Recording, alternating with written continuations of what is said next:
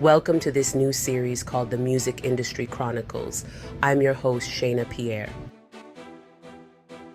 Each week, we will bring you episodes covering significant events from various music industries, some of which you may be familiar with and others that might be new to you. While we strive for a high degree of accuracy, aiming for a minimum of 95%, please note that we cannot guarantee complete accuracy. Our inaugural episode is a 3-part series focusing on the life of Sean Love Combs. To fully appreciate the impact and journey of Mr. Combs, we must delve into his beginnings. The first part of this series provides an overview of his adolescence, his rise in the music industry, and his current legal battles. The second part will delve deeper into the intricacies of his career, exploring his major achievements and challenges. The third part will offer an analysis of his influence on the music industry and his ongoing legacy. Stay tuned for an insightful journey into the life of one of the most iconic figures in the music world. Sean John Combs, born in Harlem, New York on November 4th, 1969, rose from humble beginnings to become a titan in the music industry and beyond. His early life was marked by both tragedy and ambition. Combs' father, Melvin Earl Combs, was tragically murdered when Sean was just 3 years old. Melvin Combs was an associate of notorious New York City drug lord Frank Lucas. Combs, at age 33, was fatally gunned down in 1972 after a failed drug deal due to being mistaken for a police informant. Hip-hop culture researcher and founder of Valtown Entertainment, Brian Volman, shared a March 2024 thread on X, formerly Twitter, about Melvin Combs allegedly being slaughtered over claims that he was cooperating with federal investigators in a drug probe.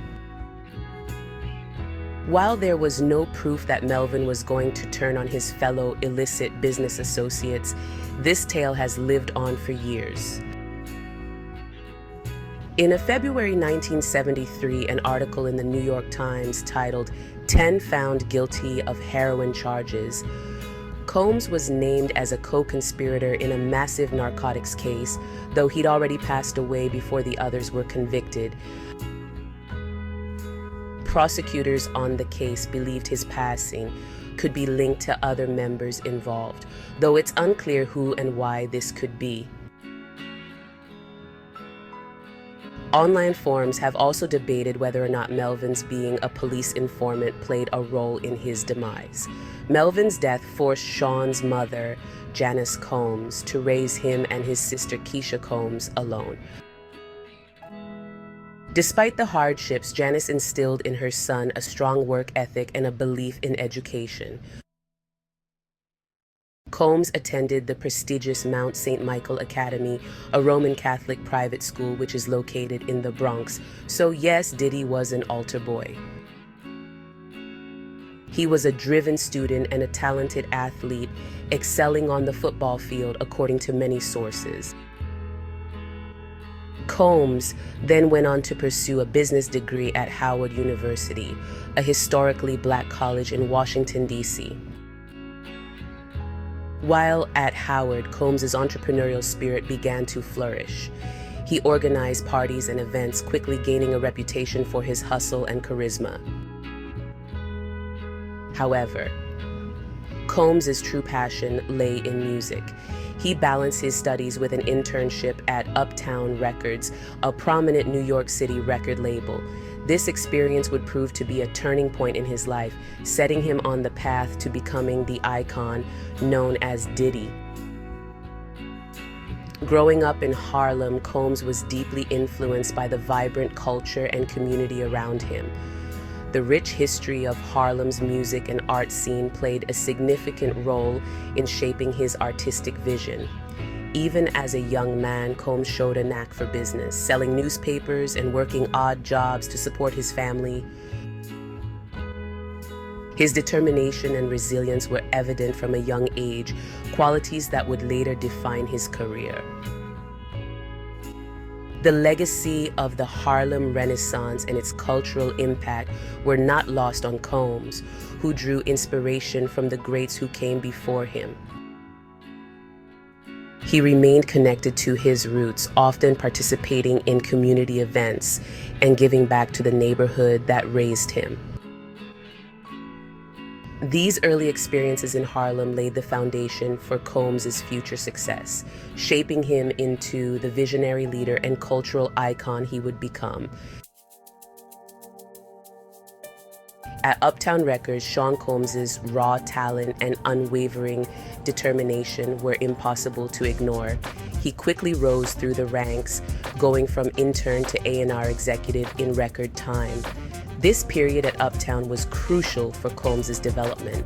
It gave him experience in the music industry, from discovering and developing new artists to understanding the complexities of production and marketing. Combs' keen ear for talent led him to discover and sign the notorious B.I.G., a rapper who would go on to become a legend. He also worked closely with R&B group Jodeci, Mary J., Mace, Craig Mack, Usher Raymond, The Lox, and other rising stars, honing his skills as a producer and shaping the sound of a generation. Combs' vision was clear: to create music that fused hip-hop beats with soulful melodies, appealing to a broad audience. Combs' time at Uptown was not without its challenges. Despite his success, he felt creatively stifled. He yearned for the freedom to explore his own musical vision and build something lasting. His desire for autonomy and creative control ultimately led him to make a bold decision: to leave the security of Uptown and strike out on his own. In 1993, Combs took a leap of faith, founding his own label, Bad Boy Entertainment. This marked the beginning of a new chapter in Combs' life, one that would see him rise to even greater heights and redefine the music industry. The launch of Bad Boy Entertainment was a defining moment in hip-hop history. With this bold move, Sean Combs, now known as Puff Daddy, solidified his position as a force to be reckoned with. Bad Boy wasn't just a record label, it was a cultural movement, reflecting the energy, ambition, and entrepreneurial spirit of its founder. Combs' vision for Bad Boy was clear: to create a label that embodied his unique musical sensibilities. He sought out artists who were raw, talented, and hungry for success. One of his earliest signings was the notorious B.I.G., who he had brought with him from Uptown. B.I.G.'s debut album, Ready to Die, released in 1994, became an instant classic, catapulting both the rapper and Bad Boy to the forefront of the hip-hop scene. Bad Boy's success was fueled by a string of hit albums and singles. Combs had an uncanny ability to identify and cultivate talent. He signed artists like Faith Evans, The Lox, the male R&B group 112, and the female group Total, all of whom achieved commercial success under his guidance. Bad Boy's sound, characterized by its slick production, catchy hooks, and blend of hip-hop and R&B influences, dominated the airwaves and became synonymous with the sound of the 1990s. Combs' own production skills were also on full display during this era. He crafted hits for his own artists and collaborated with some of the biggest names in music, including Mariah Carey, Boyz II Men, and Lil' Kim. Bad Boy became a breeding ground for a new generation of producers and songwriters, solidifying its place as a powerhouse in the music industry. The label's artists frequently performed on major stages, further cementing their influence in the music world. Bad Boy's branding extended beyond music, with merchandise and a distinct visual style that became iconic. Sean Combs' business acumen was instrumental in navigating the label through the competitive music industry. While Bad Boy Records and its artists were taking over the airwaves, a sequence of tragedies started to occur, starting with the death of Sean's at the time best friend and protege.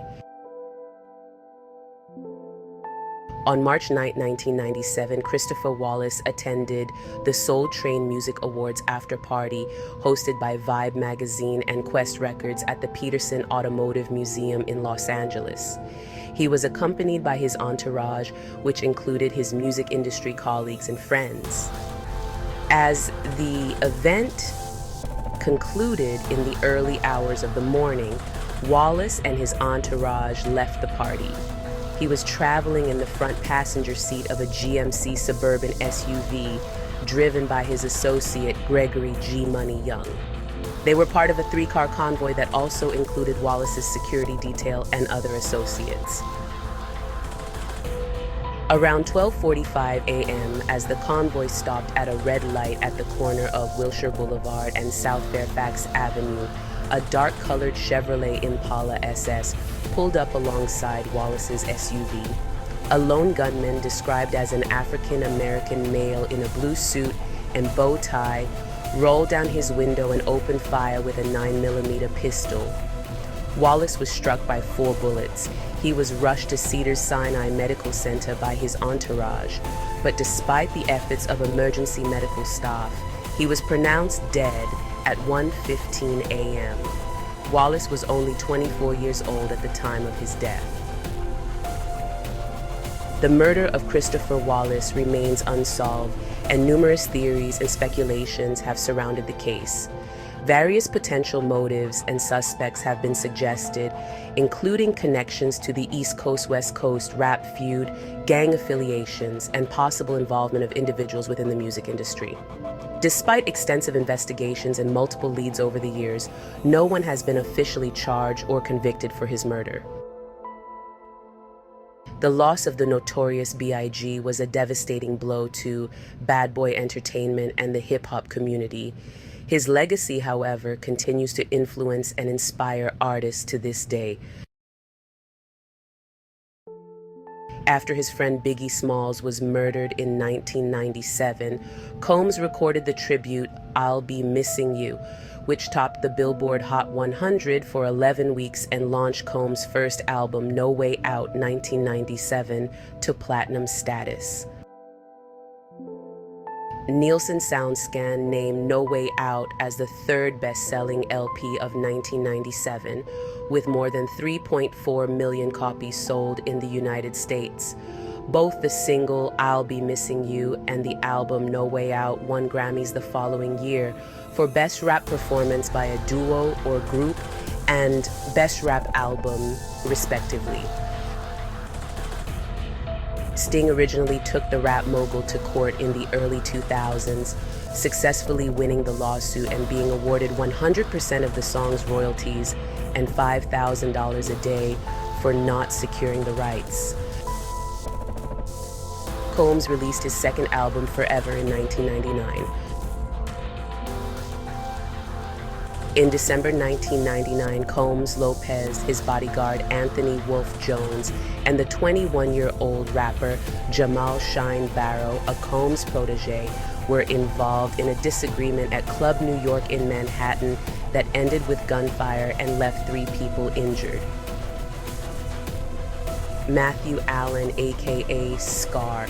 The name was a derivative of Scarface, the infamous 1983 film that inspired so many tough guys and drug dealers. Scar was a notorious Brooklyn thug known for his young life of crime. His most publicized act was starting an argument with Bad Boy Records CEO Puff Daddy on December 27, 1999, at Club New York after the star accidentally knocked over his drink. Puff and Scar engaged in a heated argument that culminated with Scar and one of his friends throwing a wad of cash at Puff's face. At that time, the 30-year-old record mogul was accompanied by his then-girlfriend Jennifer Lopez, bodyguard Anthony Wolf Jones, and 21-year-old rapper Jamal Shine Barrow, a former Brooklyn street kid who had been signed to Bad Boy Records. As folks near them scattered, customers screamed and shots rang out. One patron, Natanya Rubin, was blasted in the face, and 2 others were also wounded. Combs, Lopez, and Jones left the club and led police on a chase through New York City that ended with police finding a stolen gun inside the car. Natanya Rubin, one of the 3 people shot during the altercation, maintains Combs was the one who shot her that night and has renewed her accusation in recent days. Combs and Lopez were arrested, detained, and initially charged for their involvement in the shooting, but the charges were quickly dropped against Lopez. Combs, Jones, and Barrow faced charges related to gun possession, and prosecutors alleged Combs and Jones attempted to bribe the driver of the car that left the nightclub to tell police the gun was his in exchange for $50,000. After a weeks-long trial, Combs and Jones were acquitted, but a New York jury found Barrow guilty of 5 charges, including criminal possession of a weapon, first-degree assault, and reckless endangerment, though Barrow was acquitted of attempted murder. Barrow was sentenced and served nearly 9 years for his charges, though no one was ever charged and found guilty for the shooting itself. $130 million, that's how much Rubin sued Combs for in 2008 because of the shooting. In 2011, Combs settled a lawsuit with all 3 people, including Rubin, who were shot during the incident for an undisclosed amount, according to Reuters. Side note, how the shooting started. Following the street code of conduct after the shooting, Scar never testified. However, he did send in a signed affidavit stating he was shot at by Sean and Shine. It should also be noted that there was allegedly a plot to kill Scar, and Diddy was said to have allegedly put out the hit. The hit was supposed to happen after Scar was supposed to pick up $250K to not testify, but instead he would be murdered on sight. Matthew Scar Allen was tragically murdered outside Brooklyn, New York's Footprints nightclub on Sunday, December 4, 2011. According to reports, Scar was targeted by 2 gunmen as he exited the popular venue. The assailants opened fire. Scar was struck once in the head, resulting in his immediate death at the scene. After Combs' acquittal in the nightclub shooting in 2001, he reportedly stated he was headed straight to church. He never made it to church. Instead, he later made a less God-fearing visit to the Peninsula Hotel, where he was throwing a massive bash to celebrate the verdict. In attendance were Brandy and her then-boyfriend Fredro Starr, Ray J, Russell Simmons, and many more celebrities joined the party throughout the evening. Although after setting up, hotel security notified staff to keep off the penthouse per Mr. Combs' request.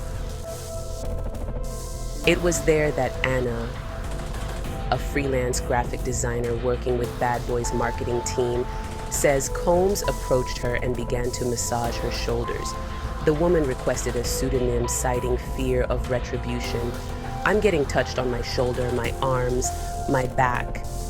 He's like, "Oh, yeah, you like that? I know you like that." Like really, really gross, Anna recalls. Combs has never been married despite several high-profile relationships. Previously, the music producer dated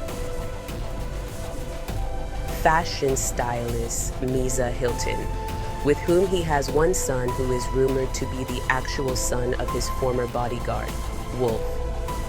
Former model Kim Porter, with whom he had one son and twin daughters, singer and actress Jennifer Lopez, singer and actress Cassie Ventura, Gina Huane, an influencer, rapper Young Miami, Dana Tran, a cybersecurity specialist. They never actually dated, however, they do have a daughter together. Sarah Chapman, a businesswoman. Again, they never actually dated, however, they do have a daughter together. Combs was also romantically linked to actress Cameron Diaz. On November 17, 2023, the New York Times reported his former girlfriend, Cassie, filed a lawsuit seeking unspecified damages and alleging Combs physically abused her, forced her to have sex with other men during the course of their relationship, and raped her in 2018 toward the end of their relationship.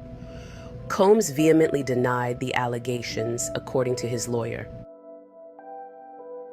Just one day after filing the suit, Cassie reached an undisclosed settlement with Combs.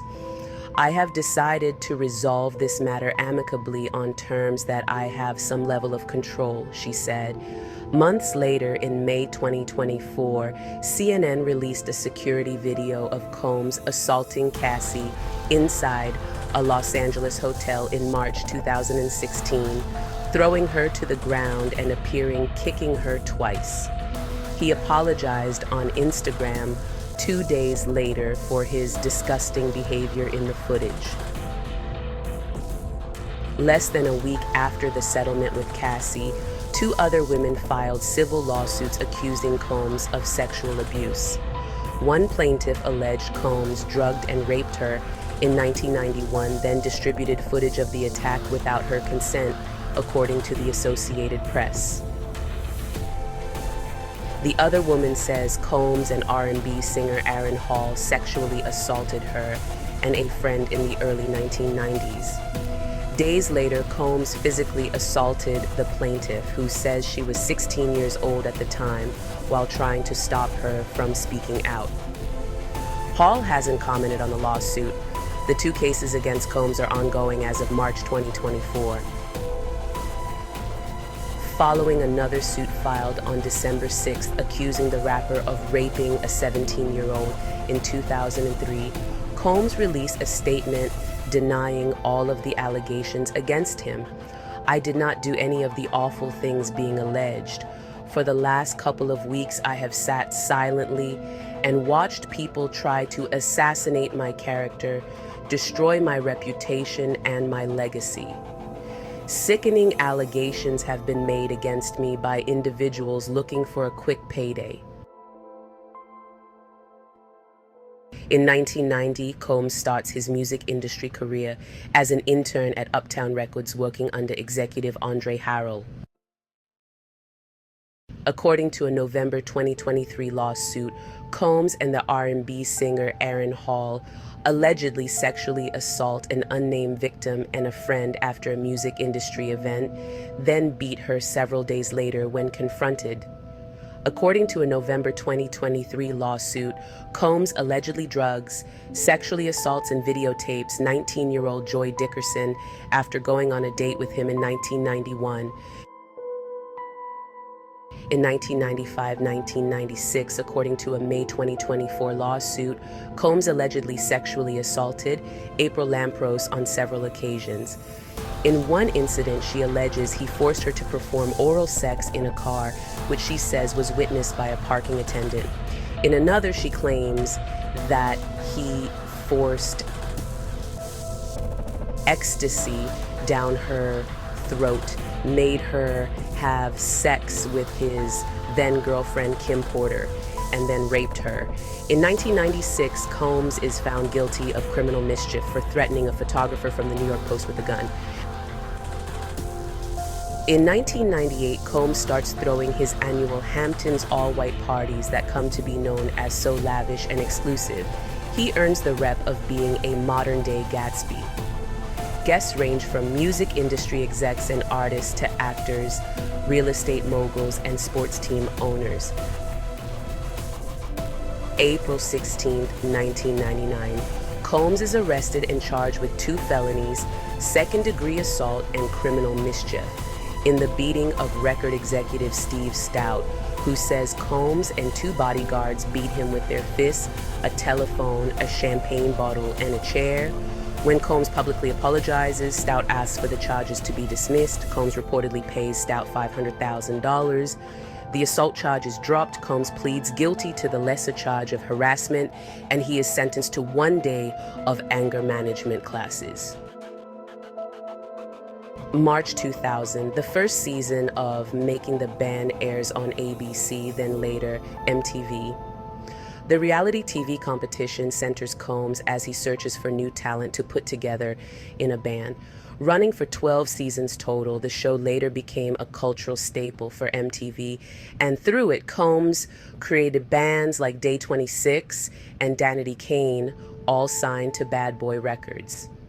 In 2000-2001, according to a May 2024 lawsuit, Combs allegedly attacked April Lampros again in her apartment.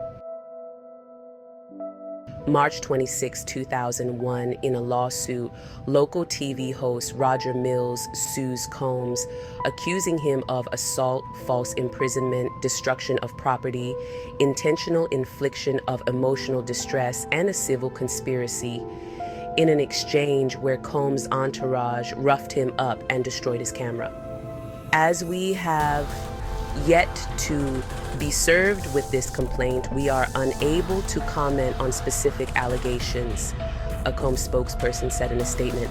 However, any claim that Mr. Combs participated in any wrongdoing is totally false. Furthermore, facilitating the press with this baseless complaint is a blatant attempt to exploit Mr. Combs' celebrity for media attention. A jury finds in favor of Combs in 2004. 2003, according to a December 2023 lawsuit, Combs, his former Bad Boy Records president, Harve Pierre, and a third unidentified man allegedly gang raped an unnamed 17-year-old victim at a Manhattan recording studio. 2003, according to a May 2024 lawsuit, Combs allegedly drugged and sexually assaulted the then 22-year-old model, Crystal McKinney, in his New York City studio, forcing her to perform oral sex. 2005, Combs and the singer Cassie Ventura meet for the first time, and Combs expresses interest in wanting to sign her to his label. Ventura is 19 years old and Combs is 37. February 2006, Ventura signed a 10-album deal with Bad Boy Entertainment. Her debut single, Me and You, is released, and her self-titled album drops the same year. According to a November 2023 lawsuit, Combs' vicious cycle of abuse begins here. After years in silence and darkness, I am finally ready to tell my story and to speak up on behalf of myself and for the benefit of other women who face violence and abuse in their relationships, Ventura said in a statement accompanying her lawsuit. This was an opportunity to speak up about the trauma I have experienced and that I will be recovering from for the rest of my life. In 2023, as Ventura's damning allegations were on the verge of going public, Combs was strategizing, according to Jones, who produced multiple songs on Combs' Grammy-nominated 2023 release, the Love album, Off the Grid.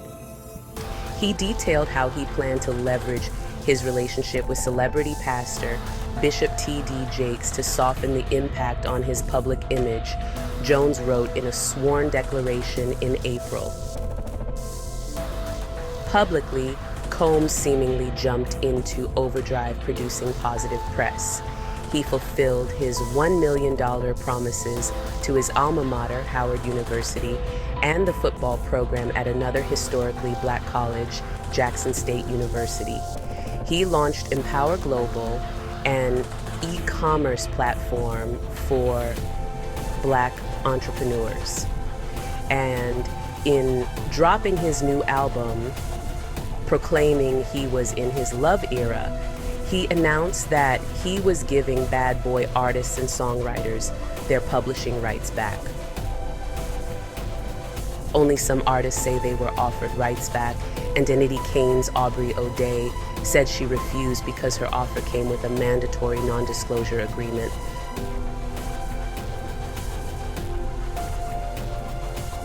A 2016 surveillance video obtained by CNN shows Sean Diddy Combs violently grab, shove, drag, and kick his then-girlfriend Cassie Ventura. The hotel security footage prompted horrified reactions around the world, forced Combs to acknowledge his actions. Combs made a rare admission of guilt but tailored it to that incident. "I was fucked up, I hit rock bottom, and I make no excuses. I take full responsibility for my actions in that video. I'm disgusted."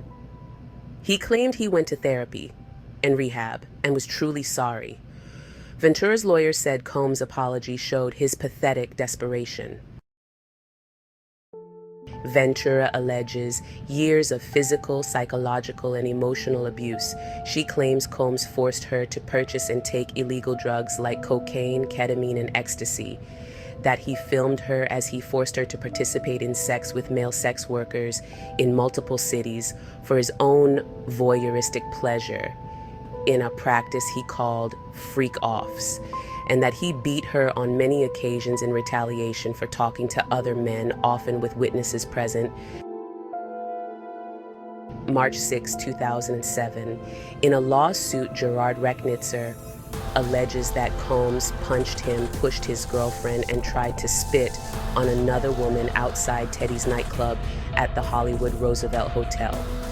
In a statement, Combs' attorney, Benjamin Brafman, says, "It's just another example of an opportunist seeking to fabricate a lawsuit based on a flat-out lie to try to take advantage of Mr. Combs' celebrity status."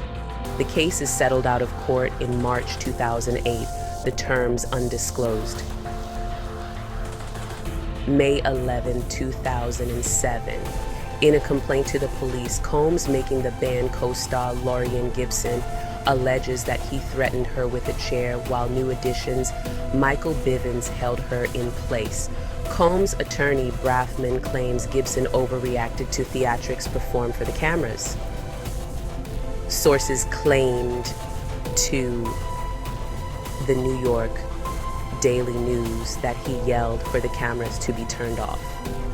This is just another example of a false accusation by someone trying to take advantage of Sean's success and celebrity status, Brafman says. 2010. In the November 2023 suit, Ventura claims all aspects of her life were controlled by either Mr. Combs or his management companies. She claims he paid for her apartment and all living expenses, and that he had access to her medical records.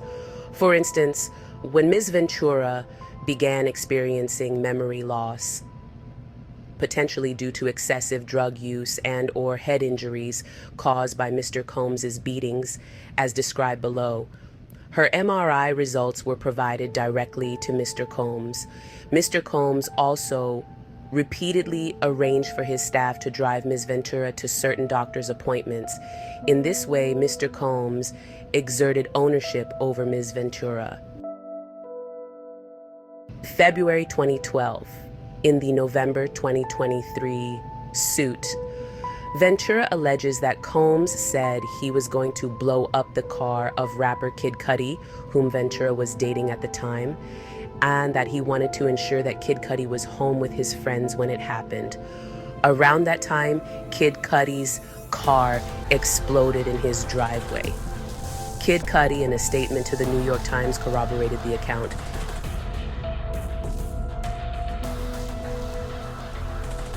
On the night of September 16, 2024, music mogul Sean Diddy Combs was arrested by federal agents in New York following a sealed indictment. Although the specific charges remain undisclosed, sources suggest this could be tied to a series of ongoing investigations, including accusations related to financial misconduct and possible personal infractions. Combs was apprehended at a Manhattan hotel and is expected to face federal court soon, where the charges will be officially unsealed. On the night of September 16, 2024, music mogul Sean Diddy Combs was arrested by federal agents in New York following a sealed indictment. Although the specific charges remain undisclosed, sources suggest this could be tied to a series of ongoing investigations, including accusations related to financial misconduct and possible personal infractions. Combs was apprehended at a Manhattan hotel and is expected to face federal court soon, where the charges will be officially unsealed. This arrest follows months of legal scrutiny surrounding Combs' business and personal dealings. His legal team has labeled the charges as unjust and vowed to vigorously defend him in court. Many are awaiting further developments, as this case could significantly impact the legacy of one of the music industry's most prominent figures. In a decisive move, federal prosecutors have requested the pretrial detention of Sean Combs, known by several aliases including Puff Daddy, P. Diddy, and Diddy, citing a grave risk posed by his potential release. Combs was arrested following a grand jury indictment that charges him with a long-standing pattern of physical and sexual violence spanning several decades. The detailed indictment, unveiled by the Southern District of New York, charges Combs with racketeering conspiracy, sex trafficking, and interstate transportation for prostitution, activities allegedly conducted from as early as 2008. According to prosecutors, Combs leveraged his prominent status in the music and entertainment industry to commit and conceal federal crimes, including the sexual exploitation of women through coercion and violence. Prosecutors argue that Combs poses an immediate danger to the community and presents a significant flight risk. They assert that no set of bail conditions could effectively mitigate these risks due to Combs' extensive resources and his demonstrated willingness to obstruct justice. Historical instances cited include Combs' attempts to bribe security personnel, threaten witnesses, and manipulate the narratives presented to victims to prevent them from testifying or reporting crimes. The letter to Judge Tarnowski outlines several disturbing incidents where Combs allegedly organized abusive sexual encounters known as freak-offs that he directed and recorded. These events often involve physical and emotional abuse and were facilitated by the use of drugs to overpower victims' resistance. Combs is accused of causing extensive physical and emotional damage to participants, actions corroborated by a multitude of witnesses, according to the prosecution. Additionally, prosecutors highlight Combs' alleged obstruction of justice following the exposure of his actions, including directly contacting and attempting to manipulate witnesses and victims.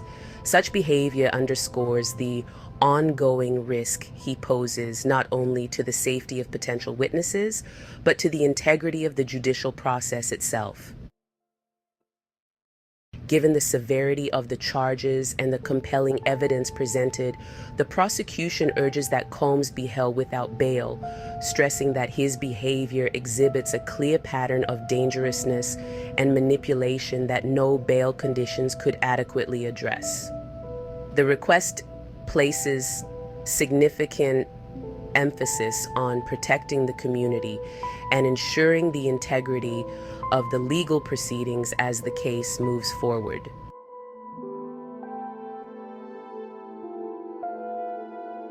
Danity Kane's Dawn Richard sues Sean Diddy Combs for sexual assault and battery.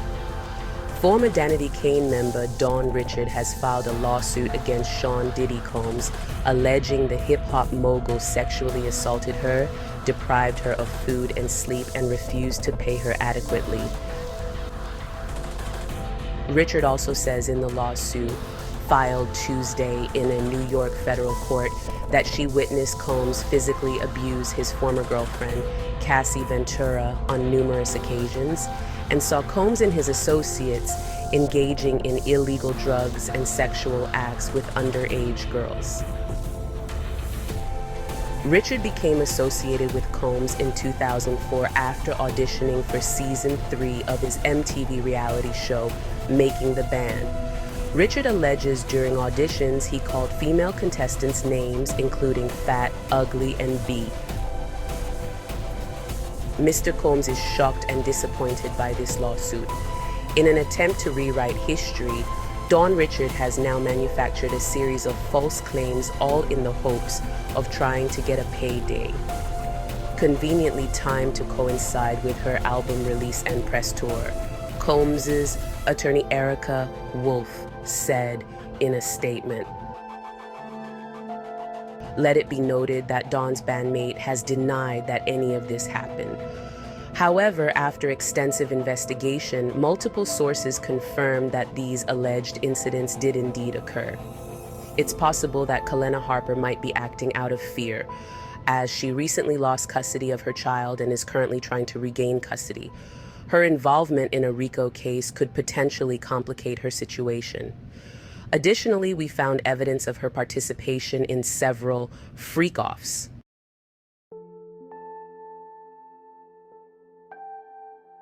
Diddy has been accused of having sex with young boys by his late ex-girlfriend Kim Porter in a book that is allegedly a compilation of her diaries. According to the Daily Mail, Kim's Lost Words details her allegedly turbulent relationship with the rap mogul, with whom she shared 3 children. The 60-page book claims that Porter discovered tapes of Diddy having sex with young boys, including an 18-year-old pop star who went on to become a household name. The deceased model also allegedly recalled seeing the bad boy boss coming out of the bedroom with a chart-topping rapper, and the husband of a well-known married woman that Porter was sleeping with.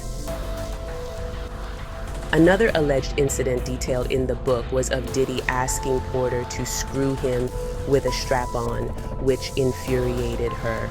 After Porter told the mogul to instead have sex with a male music executive she suspected he was having an affair with, Puffy allegedly hit her.